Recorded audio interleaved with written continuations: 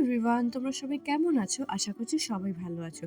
তো আজকে আমি আর সৌমাল্য বেরিয়ে গেছিলাম যত জমানো কাজ ছিল সেগুলো করতে। প্রথমেই আমরা বেরিয়ে মেজো জেঠু অ্যান্ড জেঠিমার বাড়িতে চলে গেছিলাম, মানে আমার শ্বশুর বাড়ির দিকে জেঠু অ্যান্ড জে শাশুড়ি। আমরা আসলে জেনারেলি সবার সাথে দেখা করি, তাই প্রথমে তাদের সাথে দেখা করে নিয়ে আমাদের যা যা কাজ ছিল সেগুলো করতে বেরিয়ে গেছিলাম।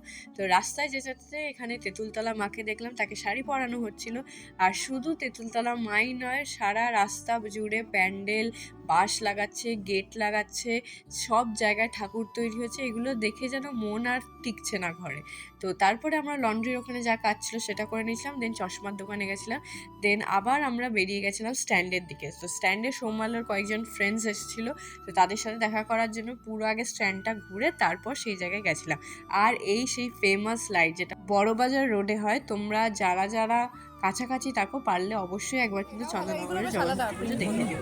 তারপর আমরা বেরিয়েছিলাম, একটু ফুচকা খেয়ে নিলাম, দেন আবার জুডিওতে গেছিলাম। সৌমাল্য নিজের জন্য কিছু শপিং করেছিল, তো ওরও কালেকশন যেগুলো ছিল ভালোই ছিল, তার মধ্যে কয়েকটা বেছে নিয়েছিল।